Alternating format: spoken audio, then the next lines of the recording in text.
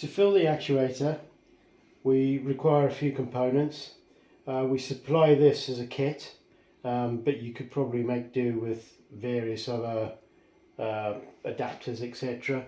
On the kit we supply a snap connector female with the quarter BSP adapter, the male side of it, the pipe work which is attached to the bottle. You don't need to have this sort of bottle, you could have a normal plastic bottle or whatever to retain the oil. I've used these stabilizing O-rings just to keep the bottle in this plane. The actuator has to sit in this upward position to get the majority or all the air out when you do the bleeding process. We do supply another little adapter like that. You could find these adapters on the internet to go into the pump housing here, which is the quarter BSP. We have a threaded bar here which is 6mm with a washer, a large washer, and then a 6mm nut. That is for later on. We need this to push the piston back and forward whilst we're doing the bleeding process. So when you've got it all set up like this, we fill the reservoir, not too much, halfway up the reservoir, and the first stage will be without the clutch off. We will move the rod up and down. You need a vise ideally for this to hold the actuator in position.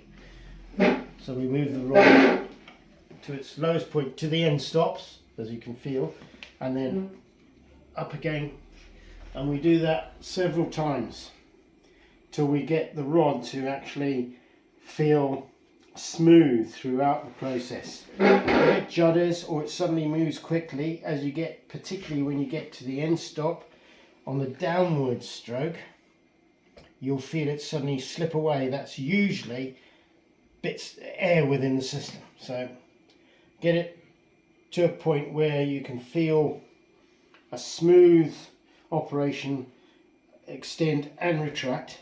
Whilst you're doing that, if you use the reservoir, pump the reservoir in and out like that. Again, that aids the bleeding process and gets the air out of the reservoir area.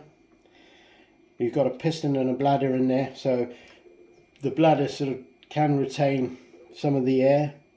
So just keep that moving.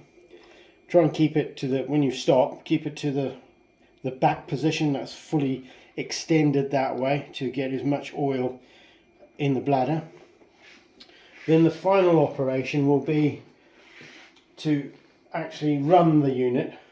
We've got a power supply here, which obviously on a boat or on a workshop you might not have, but a 12-volt battery supply or a 24-volt battery supply depending on the unit. This is a 12-volt unit, so 24 unit you'll need really a 24 supply.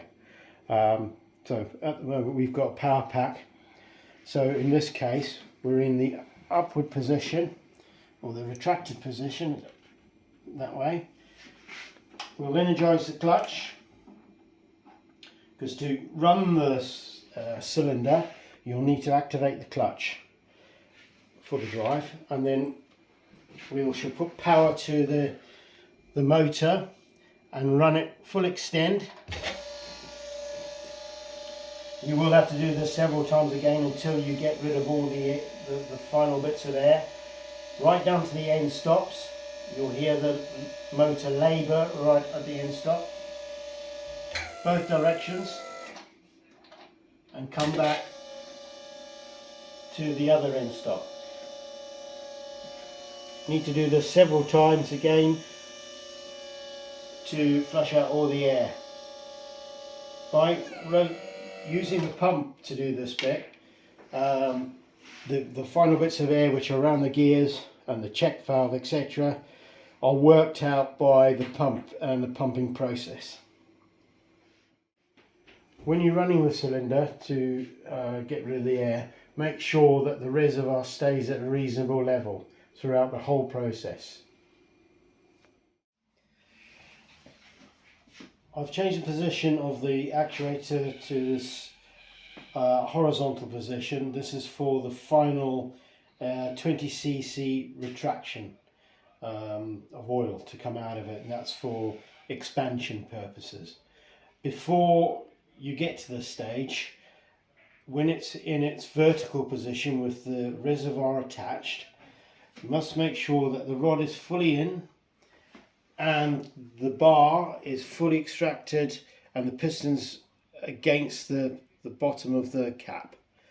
So it's in the full mode of oil in the reservoir and that position on the rod. The next stage will be to extract 20 cc's, which we'll do for this vessel.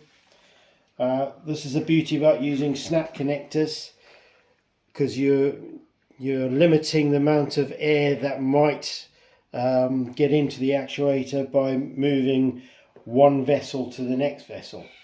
So we can just snap that straight into this connection,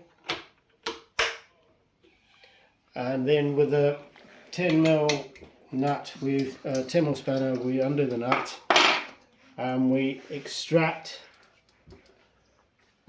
as you can see, 20 cc's. Now at this stage you'll have to hold the rod in that position at the 20 cc mark. Then you need to unclip that, get rid of your waste oil,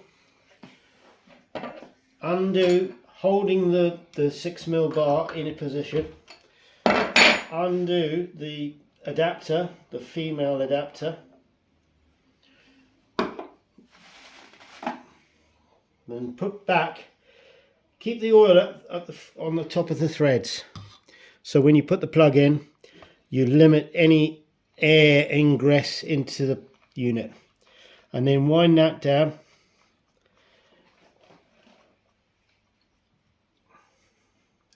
And then there's get your torque wrench and torque that to 20 pounds or 20 newton meters. Extract your rod,